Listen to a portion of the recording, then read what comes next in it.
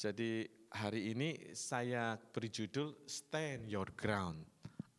Kata-kata yang tadi disebut sama Pak Arifin berkali-kali, kita harus tetap gigih, berdiri, ya, tidak boleh mundur.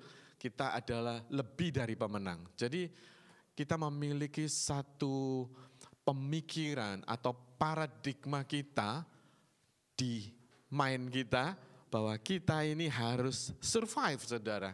Harus berani karena di dalam Tuhan itu kita memiliki satu kekuatan yang luar biasa.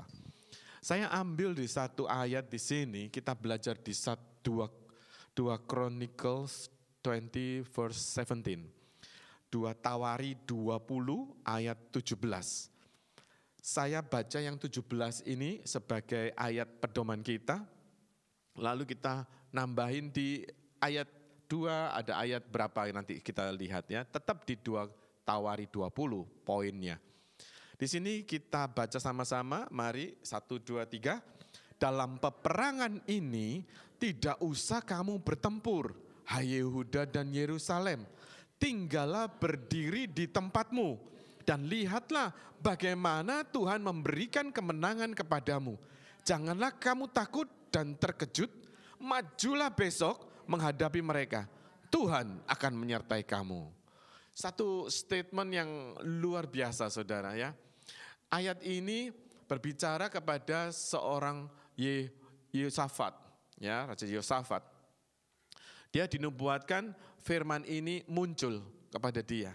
Jadi firman ini mengatakan dalam peperangan ini saat itu Yosafat ini menghadapi musuh yang banyak. Nanti kita baca siapa musuhnya dia. Nah, kita baca dulu jelas pelan-pelan ya.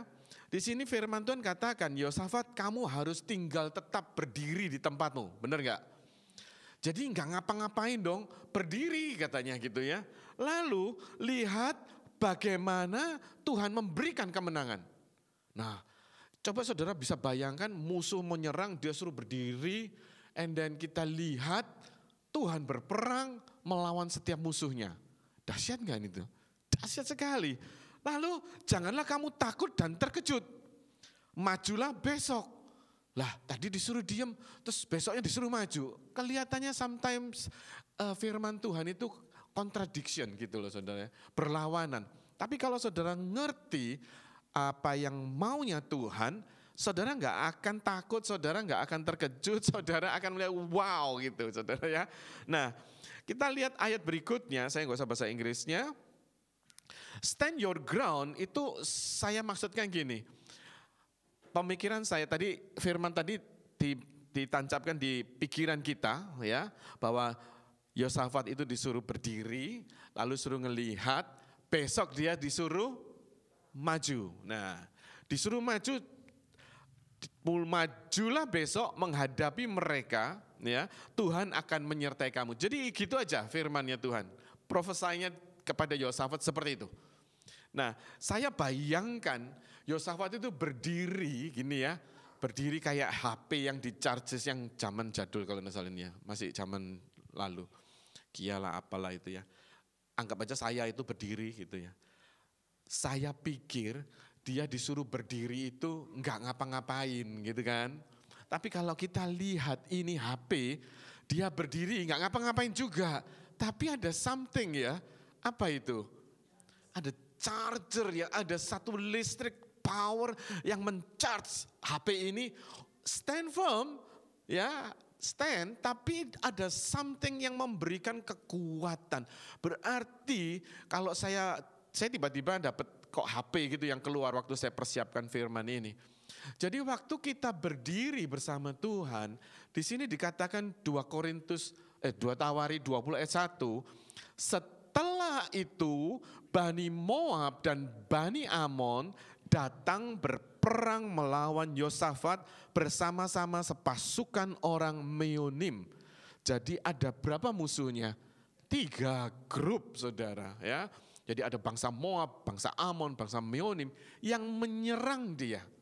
Nah sedangkan firman yang diberitakan ke Yosafat, dia disuruh berdiri. Ya kan? Disuruh berdiri dan melihat karya Tuhan yang luar biasa, lalu besok dia disuruh maju berperang. Ya, Yosafat menjadi takut, secara daging dia manusia juga saudara, sama seperti kita. Problem saudara datang besar, tidak satu loh, 3 persoalan. Wow, Pak saya lebih loh persoalannya dari 3. Tidak apa-apa, lebih bagus. Karena saudara lebih berdiri tegak, ya kan? Nah, lalu mengambil keputusan Yosafat ini. Setelah dia dengar firman tadi, dia mengambil keputusan untuk apa? Mencari Tuhan. Ia menyerukan kepada seluruh Yuda supaya berpuasa. Nah, berdiri tadi seperti HP tadi, artinya kita harus lebih mencari Tuhan, saudara. Berdiri ini bukan berarti nganggur, dong ngelamun, pikirannya kemana, melayang-layang, gimana ya persoalanku gak habis-habis, ini selesai belum, ada lagi, belum selesai, ada lagi datang, kok gak habis-habis, kepikiran dengan persoalannya. Yosafat, dia cari Tuhan, dia tetap stand firm, on your ground, ya. Dia ngapain? Itu di charger saudara, di charger dengan doa dan puasa. Hubungan kita sama Tuhan harus semakin melekat di akhir-akhir zaman ini. Ini poin yang harus saudara garis bawahi. Apapun persoalan saudara, saudara harus stand your ground. Artinya apa?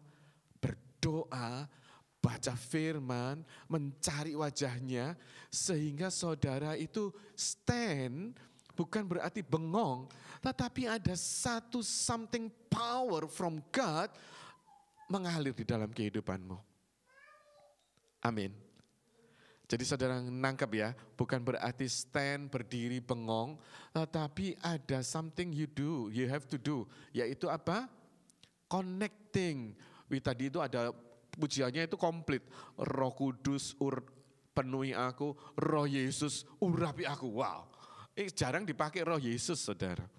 Kita ngomongnya Roh Kudus ya. Roh Yesus ada juga disebut, itu sama juga. Cuman saya tadi waktu memuji, wow ini komplit. Jadi saudara sudah dipenuhi dengan Roh Kudus, Roh Yesus ada di dalam kehidupan saudara dan saya. Sehingga waktu saudara menghadapi tantangan yang besar, persoalan yang besar, saudara ini disuruh stand on your ground. Artinya apa? Charge dirimu dengan Roh Kudus, dengan Roh Yesus, dengan firman Tuhan, dengan doa, bahkan puasa saudara. Ya, Yosafat ini dia nggak melawan dengan kekuatannya. Ya, Yeremia 17 ayat 7 dikatakan gini, diberkatilah orang yang mengandalkan Tuhan, yang menaruh harapannya pada Tuhan. Kalau saudara dan saya stand your ground, artinya saudara memiliki pengharapan yang besar bersama Tuhan. Kalau saudara stand on your ground ini, berarti saudara tidak mengandalkan kekuatan kita. Karena kita nggak mampu saudara, kita terbatas kekuatannya. Harta kita juga terbatas saudara. Kekayaan kita masih bisa dihitung, itu artinya terbatas. Ya, mungkin saudara punya, Pak saya punya banyak, papa saya punya invest banyak, uang banyak, modal yang besar. Berapa? Ada nilainya saudara. Kalau dihitung, oh sekian T, ya sekian T aja. Nggak sampai lebih dari itu kan. Berarti itu masih terbatas saudara. Nah, kuasa yang saudara dan saya terima yaitu Roh Kudus, Roh Yesus yang ada di dalam hidupmu, itu kuasanya enggak terbatas. Ada di dalam hidupmu. Nah, waktu kita menghadapi persoalan dalam hidupmu, saya enggak tahu persoalan saudara, kelihatannya sih enggak ada ya. Cuma saya aja ini yang ada ini, kelihatannya loh ya, wajahnya ini cerah, damai, peaceful gitu. Enggak ada persoalan gitu. Tapi kok ketawanya gak enak gitu. Lu belum tahu lo gue siapa katanya. Masalah gue segudang. Oke, gak masalah, kita pameran yuk, masalah ya. Jadi kalau saudara mau pamer-pameran, banyak kan saudara? Pasti banyak lah. Kita hidup pasti banyak. Kalau kita meninggalkan dunia ini baru gak ada persoalan. Belum tahu. Waktu saudara meninggal itu awal dari segala-galanya justru. Jadi saudara jangan enak-enak gue mati aja gue bunuh diri udah selesai. No, it is starting the new life, you know. Jadi justru di dalam kehidupan kita saat ini kita harus stand on your ground dengan Roh Kudus, dengan Tuhan. Saudara harus charger tadi saudara. Di-charge terus. Supaya apa? Supaya kita fresh, kita supaya apa? Kuat menghadapi segala situasi keadaan apapun. Makanya firman Tuhan katakan, mengucap syukurlah dalam segala sesuatu. Bisa enggak? Oh kalau dapat uang banyak, besar, kiriman dari papa mama baru fresh, oh enak, seger. Begitu saya mendekati kayak tanggal-tanggal gini, saya yakin banyak anak-anak muda datang ke gereja. Anak-anak kos soalnya. Nah ini zamanku dulu.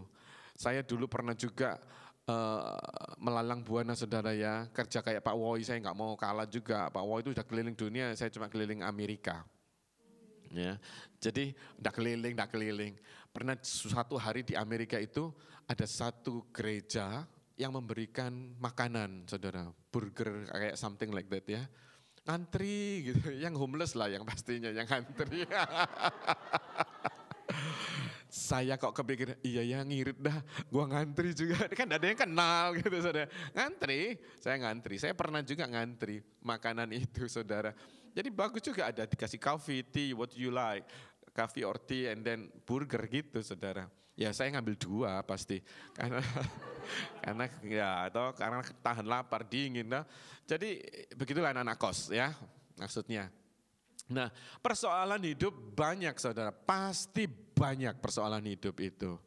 Tetapi kalau saudara itu bingung dengan persoalan itu, saudara nggak tahu firman ini mengingatkan saudara dan saya. Apa yang harus saudara lakukan? Stand your ground. Kalau stand on your ground, it means bukan berarti saudara tidak melakukan apa-apa. Justru stand itu sama Tuhan. Ada waktu khusus buat Tuhan. Kita mungkin sibuk dengan pelayanan, mungkin kita sibuk dengan pekerjaan. Kita lupa harus ada satu waktu di mana saudara adakan waktu sama Tuhan, pribadimu sendiri. Entah di dalam perjalanan, entah saudara sendiri di kamar, entah saudara di pekerjaan, itu saudara bisa menyiapkan tempat khusus di pekerjaan nanti ada lunch time kan. Biasanya Ibu Petia ada lunch time ya 30 menit.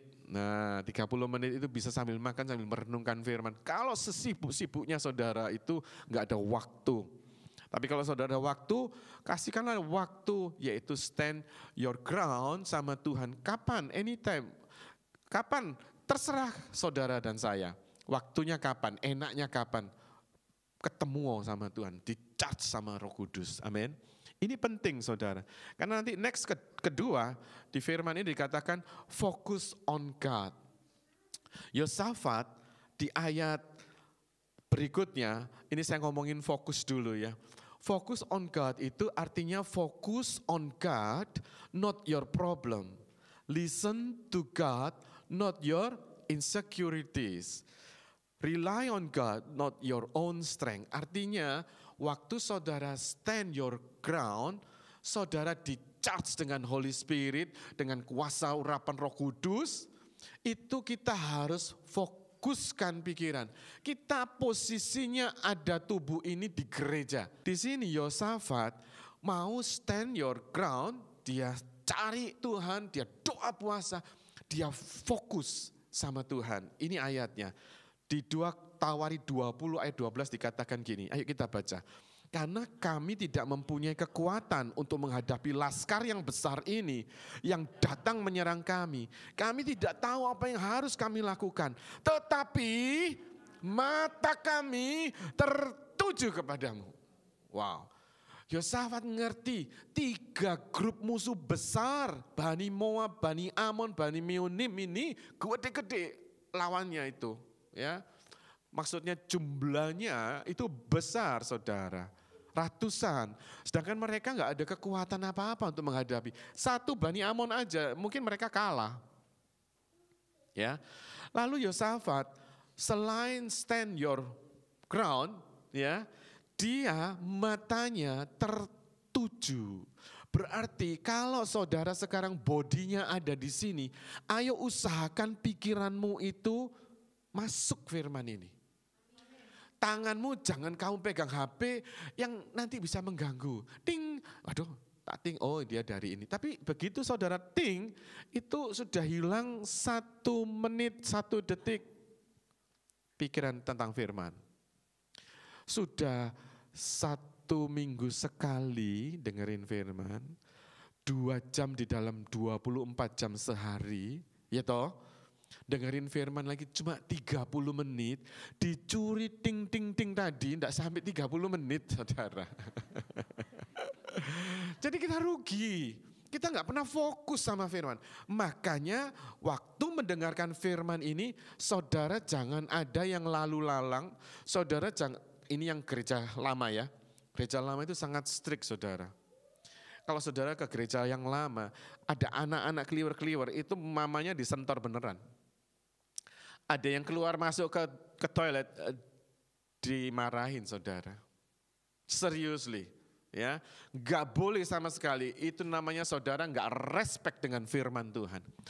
Kenapa harus begitu? Ada bagusnya, karena saudara harus fokus. Nggak boleh terganggu sedetik pun. Amin. Kalau kita fleksibel ya. You control, ini serius nih saudara. You have to control your hand, not push your finger ini ke HP-HP itu. Karena begitu saya sih pakai HP-nya firman. Bener, enggak apa-apa. Cuman sometimes itu akan terganggu. Tiba-tiba ting tadi, mau enggak mau kita ting itu kan. Enggak ada yang lihat juga. Ya enggak apa-apa, enggak ada yang marah. Cuman saya mau ngasih tahu ini fokus, bener-bener fokus. Kalau foto ini kan harus gini kita, nah harus tigernya itu harus klik. Karena kalau enggak pulang nanti firmannya tentang apa? Aduh ngomongin apa ya Bapak tadi ketawa-ketawa doang katanya gitu. Jeng-jeng aja yang kedengar jeng-jeng gitu saudara. Jeng-jeng, oh jeng-jengnya aja dah gitu. Nah saudara dihilangkan fokusnya, ini yang sangat bahaya. Padahal kita ke gereja cuma 1 minggu sekali. Firman ini Yosafat menghadapi musuh. Bayangkan ini musuh loh saudara. Musuh itu saudara belum pernah punya masalah besar sih ya. Jadi saya susah mau gambarkan itu. Saya pernah punya masalah besar saudara. Besar. Bisnis. Saya ini ada orang yang ngasih saya uang. Orang percaya sama saya. Saya punya saudara yang bisa mengelolakan uang itu. Saya pikir kan saudaraku toh, namanya saudara, kayak saudara begini. Oke, bisnis, saya nggak tahu bisnis ini is a new for me. Untuk yang temanku yang punya uang juga baru. Oke, kita kasih ke dia ya, iya setuju. Dengan maksud dia memberkati saya, nanti bisnis besar bisa bagi hasil kan gitu saudara ya. Ternyata salah saudara, ini nggak jadi berkat, malah ditipu. Lah saya sama dia kan gak enak, ngerti ya? Ini contoh saja. Sehingga masalah ini besar buat saya, sampai saya ketakutan saudara. Saya sampai ketakutan, saya ngelihat kalau fokus itu, di sini dikatakan, I focus on my problem, not for God. Mataku ngelihat masalah ini besar, terus nanti kalau ke polisi, saya sampai dodok di tempat tidur itu di ranjang gitu ya, saya dodok gitu, ketakutan saya saudara. Kalau sampai ke polisi, bagaimana malunya saya, bagaimana saya percayanya orang itu ke saya sudah hilang gitu ya. Jadi saya punya perasaan yang wow bagaimana ya nanti aku menghadapi orang ini ngomongnya kayak apa. Ini kan saudaraku dikira saya kong kali kong, ngerti saudara ya. Jadi pikiran saya itu problemnya itu menekan saya. It is big problem for me. Ya. Waktu mami saya meninggal, it is big problem for me also. Ya. Jadi istri saya kena diagnosa breast cancer. It is a very big problem for me. Oh Tuhan gimana? Tapi saya mau kayak Yosafat. Saya mau fokus on God. Nah ini yang harus kita latih di akhir zaman ini, kita harus belajar fokus sama Tuhan. Kalau saudara ngomong, oh aku sudah tahu, ayat ini menjelasin pengampunan. Sepele. Bukan itu saudara. Saudara harus lebih lagi sama Tuhan, fokus lagi sama Tuhan. Begitu saudara fokus sama Holy Spirit, fokus sama firman Tuhan. Waktu saudara menghadapi tantangan besar itu, saudara bisa mengerti apa yang harus saudara lakukan. Haleluya. Aminnya kami tidak jengkel kan itu ya. Enggak ya. Saya takut amin gitu ya, gitu. Enggak ya. Saudara, Yosafat itu mengatakan langkah awal dia stand in his ground. Artinya dia berdiri benar-benar mencari Tuhan, dia doa puasa, bahkan dia umumkan ke seluruh pasukannya atau masyarakatnya itu, ayo kita doa puasa. Lalu dia katakan, mataku tertuju kepada Tuhan. I will focus with God only. Ini yang harus saudara dan saya kerjakan. But our eyes are on you. Jadi sekarang katakan dalam dirimu, yang bagi yang memiliki masalah yang besar. My eyes are on him. Katakan sama problemmu, problem, you nothing. My God is more greater. Katakan itu saudara. Begitu saudara katakan itu, telinga saudara mendengar, imanmu akan muncul. Kalau saudara tidak pernah katakan itu, terus matamu akan melihat, kalau saudara benci sama orang, sekali lagi musuh kita penguasa, penghulu, pemerintah, roh jahat di udara. Yang gak kelihatan. Untuk itu kalau kita fokus on God, kita bisa lihat iblisnya ini yang mengalihkan pikiran kita, yang membuat kita jengkel, kita marah. Karena apa? Karena fokusnya dia dengan proudnya dia, dengan pride-nya, harga dirinya. Begitu orang menjelekkan sedikit atau mengkritik sedikit atau mengatakan kamu gak karuan nih bajumu nih gitu. Oh emosi besar dia, padahal ini baju mahal, lu gak tahu kok mahal ini. Dari luar negeri ini, made in manalah. Ngerti saudara? Tapi kalau kita fokus kita sama firman Tuhan. Sekali lagi, tantangan apapun, gunung persoalan setinggi apapun, engkau akan mengatakan, hai gunung beranjak kamu. Gitu saudara. Karena kita memiliki authority, kita fokus sama Tuhan. Kita gak gampang lagi anak-anak Tuhan yang kadang on, kadang down, on off, enggak. Ya, saya mau semua kita ini harus stand your ground. Bisa menghadapi, makanya Pak Arifin bilang arek Surabaya itu biasanya berani-berani. Anak Medan jangan tanya. Orang Medan itu ya, apalagi Makassar di. Semua kita itu dari kota di mana kita ini Indonesia, itu pada dasarnya pahlawan gitu. Ya, berani. Nah, dengan persoalan saudara KU kan kasihan deh lo. Ya, kita harus bisa melawannya. Yosafat ini langkah yang ketiga saudara. Dia membangun altar. Di sini dikatakan altar itu seperti ini. Jadi saudara bisa bayangkan altar itu satu ukupan, satu persembahan yang dibuat untuk Tuhan. Ayatnya di mana? 2 Tawari 20 ayat 13. Sementara itu, ayo kita baca. Sementara itu seluruh Yehuda berdiri di hadapan Tuhan. Juga segenap keluarga mereka dengan istri dan anak-anak mereka. Waktu Yosafat mengatakan, ayo kita cari Yesus. Ayo kita doa dan puasa. Ayo kita fokus sama Tuhan. Jangan fokus sama musuh Nabi Amon, Nabi Moab, Nabi Meonim. Ya, itu apa musuhnya namanya?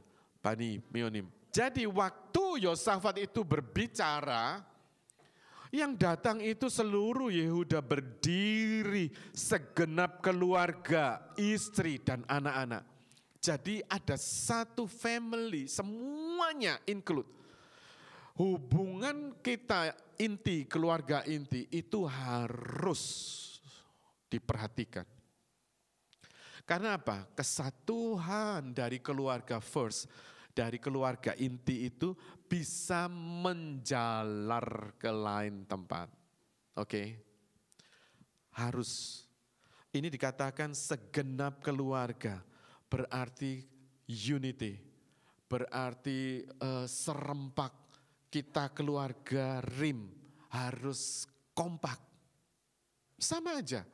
Sebelum kita berbicara gereja, kita berbicara tentang diri sendiri dulu. Makanya Tuhan bilang, kamu tunggu di sini ya, jangan kemana-mana. Setelah kamu tak berkati dengan Roh Kudus, tak urapi dengan Roh Kudus, kamu baru boleh pergi. Mulai dari mana? Samaria, terus Yudea, terus Yerusalem. Yerusalem dulu ya, baru ke ujung bumi. Diri kita ini harus stand firm dulu sama Tuhan. Begitu kita sudah klik sama Tuhan, sama keluarga. Betul? Kalau kita klik sama Tuhan, tapi sama keluarga enggak klik, sama anak-anak berkelahi, sama mertua lagi tambah berkelahi. Lah repot, enggak bisa jadi contoh saudara. Kita harus bisa mengayomi atau mengakorkan, apalagi kata-katanya dia, meunitikan, menjadikan satu bersama-sama untuk Tuhan. Tujuannya untuk Tuhan. Ya. Dan ini merupakan mesbah. Pak, pertanyaannya kalau istri saya enggak seiman bagaimana? Pak, kalau suami saya ya mau ngomong gimana ya?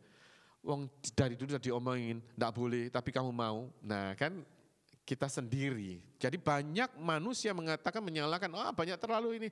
Sebetulnya enggak ada persoalan, tapi kita sendiri yang make the problem.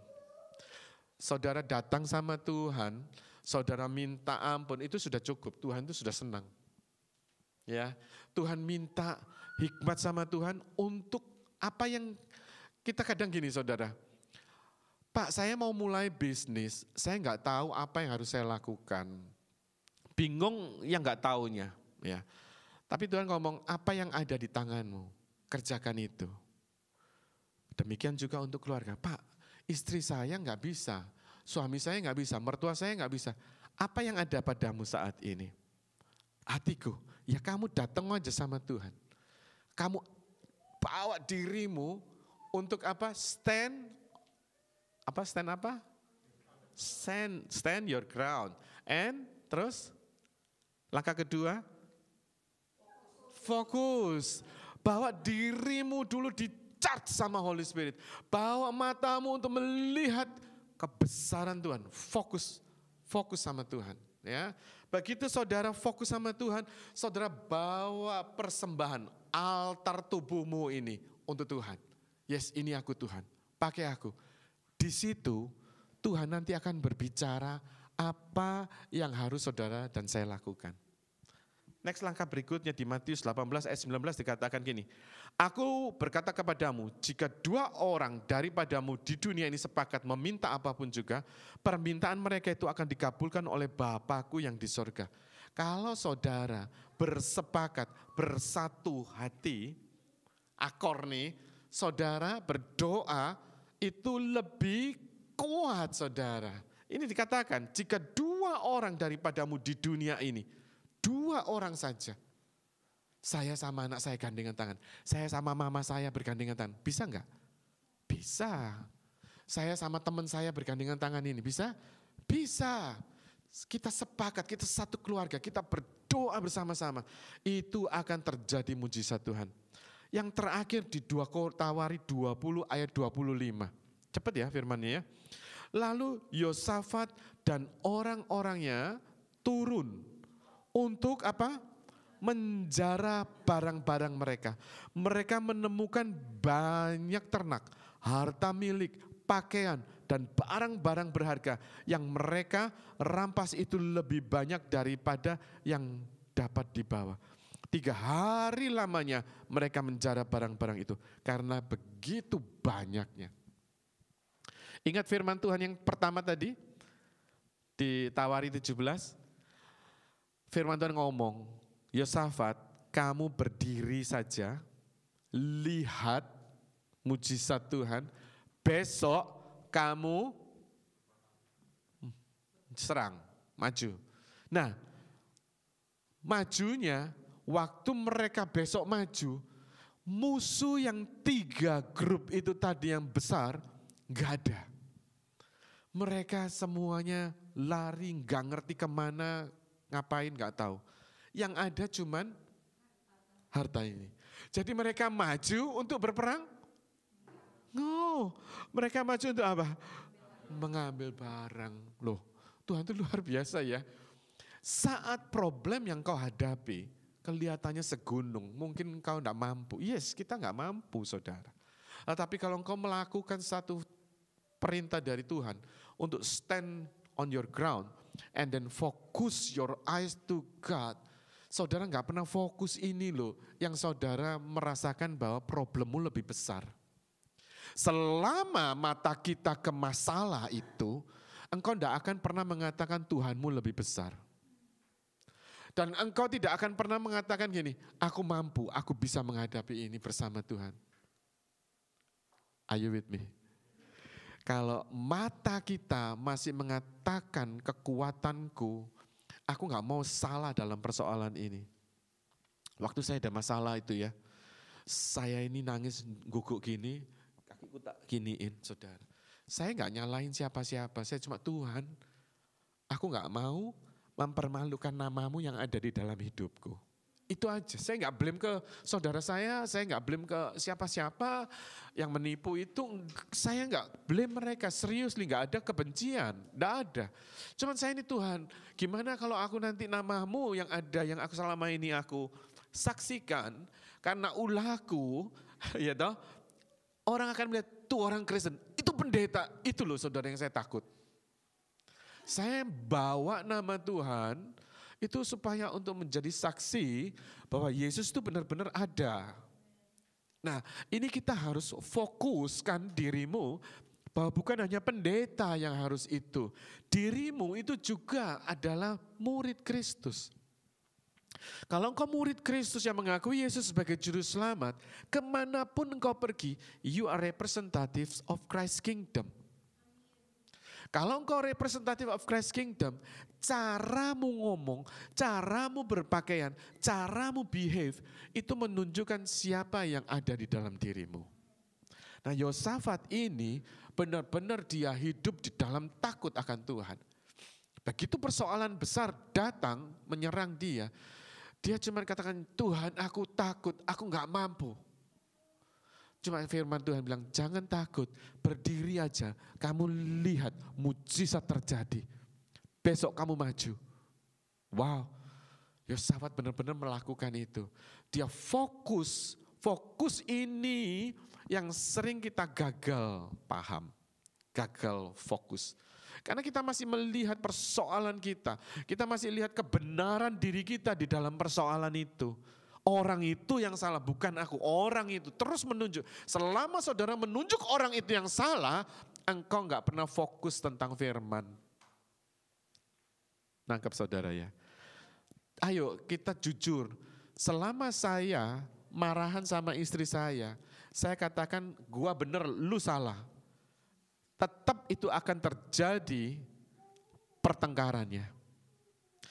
Ketika saya bilang, yes Rod, aku juga salah sih.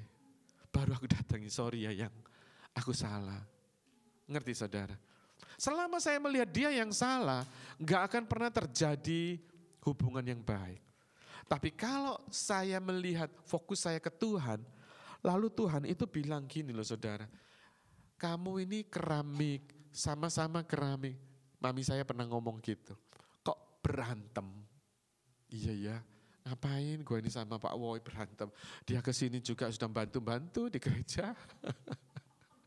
Ngapain gue sewot sama si Engki ya. Dia pagi-pagi loh saudara sudah datang di sini. Coba ODM beler gitu terus ngamuk, ngambek. Udah datang kan saya yang susah sendiri gitu loh. Ngerti saudara ya. Tapi begitu saya sama Roh Kudus berinteraksi. Kasih itu memenuhi hati saya. Begitu Engki itu melakukan kesalahan, kasih itu membalut saya dulu. Jadi enggak ngeblame dia gitu loh saudara. Ngerti maksudnya? Kalau kita terus ngeblamein ke orang bahwa dia yang salah, saya yang benar, gak akan pernah menghadapi kemenangan saudara. Nah karena apa? Gagal fokus. Coba kalau saudara fokus, Tuhan pernah ngeblame orang gak? Misalnya seorang perempuan pelacur kedapatan berzina di depan mata, digeret sama orang-orang itu. Nih orang pelacur berzina harus dirajam. Peraturannya begitu. Apakah Tuhan merajam dan membunuh digantung? Enggak loh saudara. Ada pemungut cukai yang begitu rakus dengan uang. Seperti yang kita sering lihat. Ya, orang yang dengan uang serakah ngambilin uang. Pokoknya ngerampasin, malakin semua. Ada kan orang seperti itu? Tuhan dengan pedangnya dia penggal kepala orang itu? Halo? Enggak. Dia ajak dia makan. Loh, ajak dia ngobrol. Tiba-tiba dia berubah. Tiba-tiba dia merasakan atmosfernya Holy Spirit itu mentransfer dia. Tuhan tidak ngelihat, tidak fokus orang ini penjahat. Fokus matanya dia kepada ciptaan yang diciptakan itu segambar dengan dia. Ingat gak firman di Kejadian itu? Aku menciptakan manusia.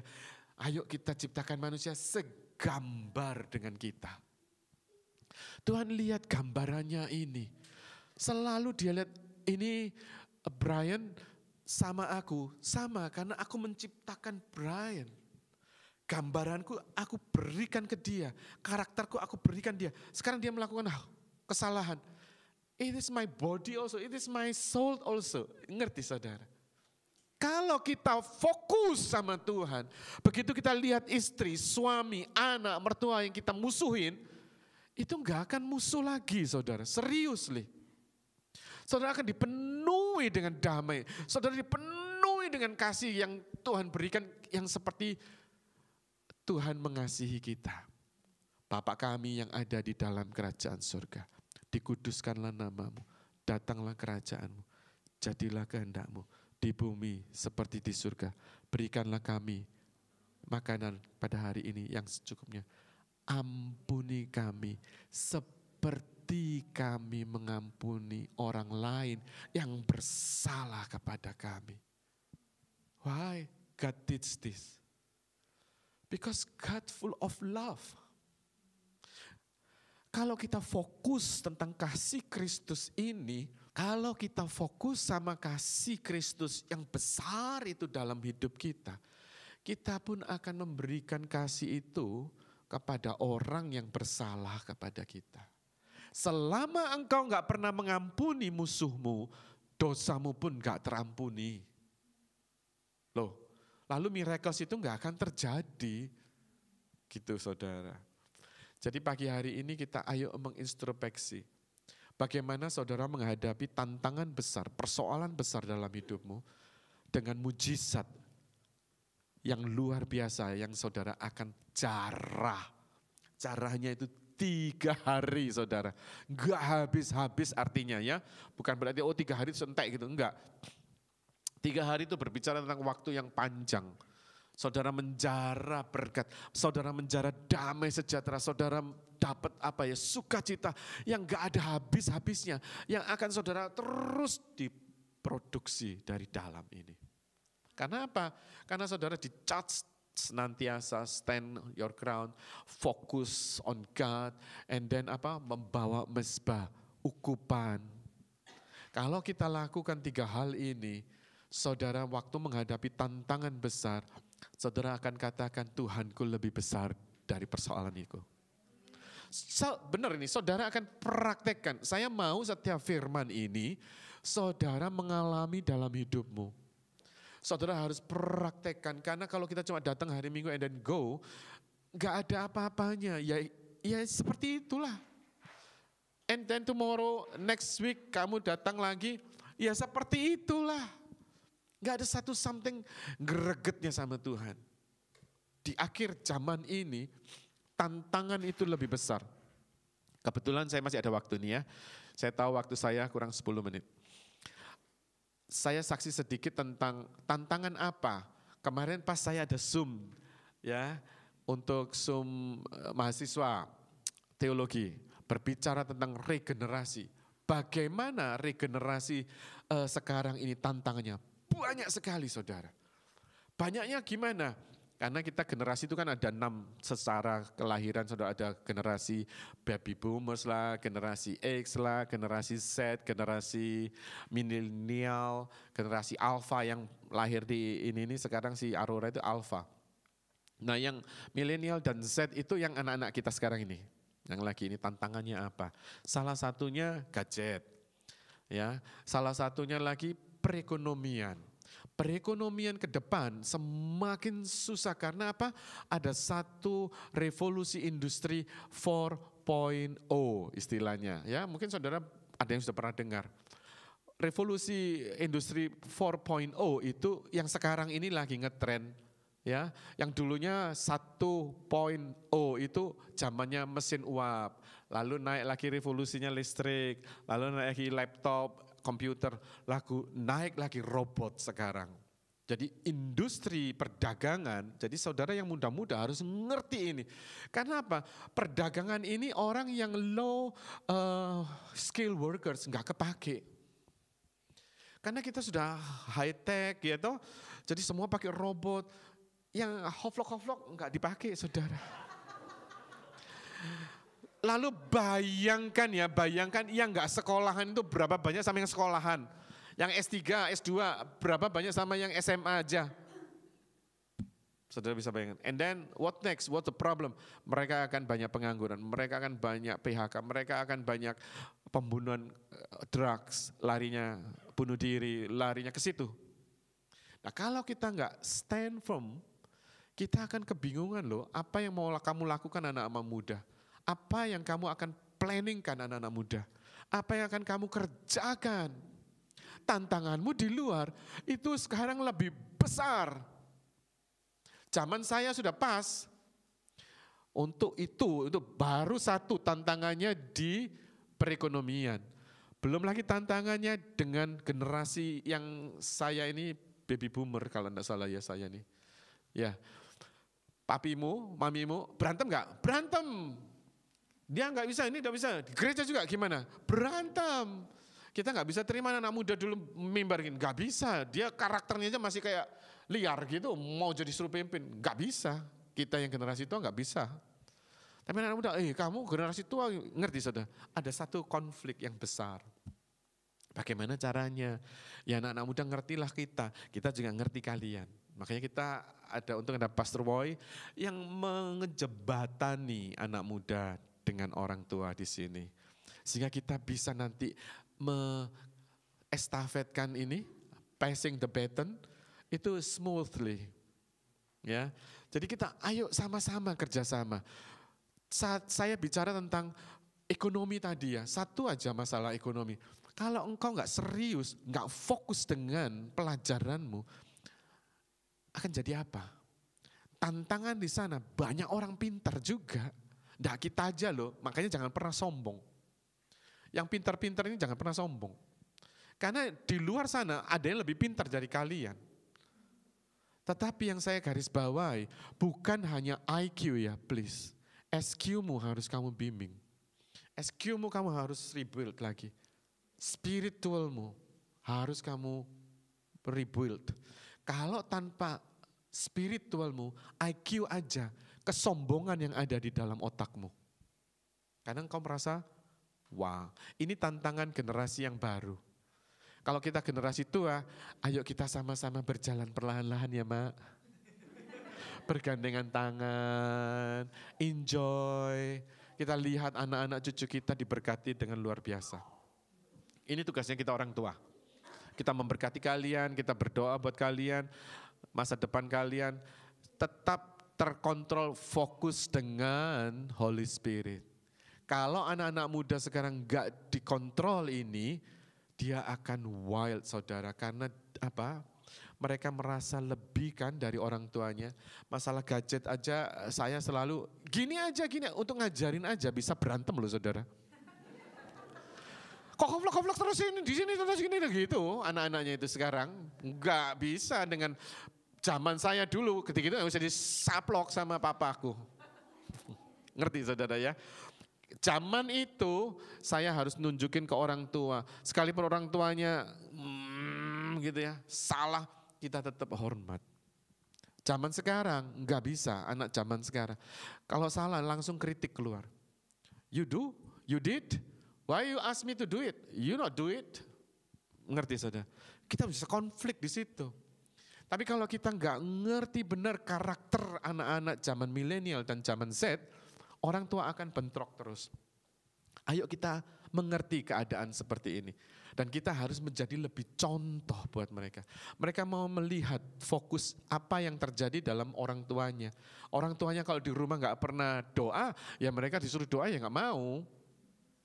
Kalau orang tuanya gak pernah baca firman, mana mau orang tuanya anaknya disuruh baca firman. You not did it, why you ask me to do it?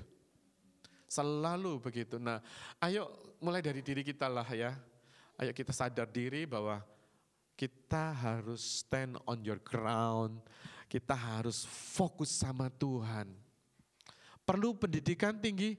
Sangat perlu. Saya bangga sekali loh sama kalian anak-anak muda di sekolah semua. Ada yang satu riset tentang ini, riset tentang ini, riset tentang ini. It's amazing, amazing. Nah kalau ini kuat, resource kita ini kuat, kita dibenahi dengan lagi spiritual kita, good spiritual. Gak perlu cari jiwa susah-susah. Kayak ini, maju ke depan banyak jiwa itu cuma tinggal diraup gini aja loh saudara. Karena dari kita, grup ini, kita katakan grup ini ya, RIM ini bisa berdampak keluar saudara. Gak perlu ngambil-ngambilin cuma, gak usah, itu kuno. Yang kino ini kita cuma jreng-jreng keluar gini aja sudah tercium aroma kerajaan saudara. Bukan parfum Chanel tapi aromanya Tuhan itu sudah kelihatan. Oh kamu cara ngomongmu, oh karaktermu itu bisa dibenarin. Sopan, anak-anak mudanya di sini sopan-sopan. Saya maunya itu.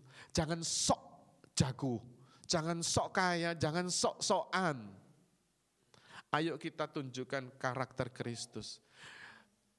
Ayo hormati yang lebih tua dari engkau. Mulai dari saat ini anak muda kalau ketemu shalom, katakan shalom sama orang-orang sekitarmu. Jangan asal bludus, tidak perlu ada mak di situ. Katakan mak shalom, om shalom.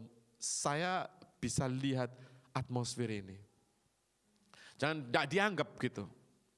Ayo kita mulai. Anak orang-orang tua juga, ayo kita sapa juga. Sebelum kita disapa, ayo kita sapa juga anak-anak muda.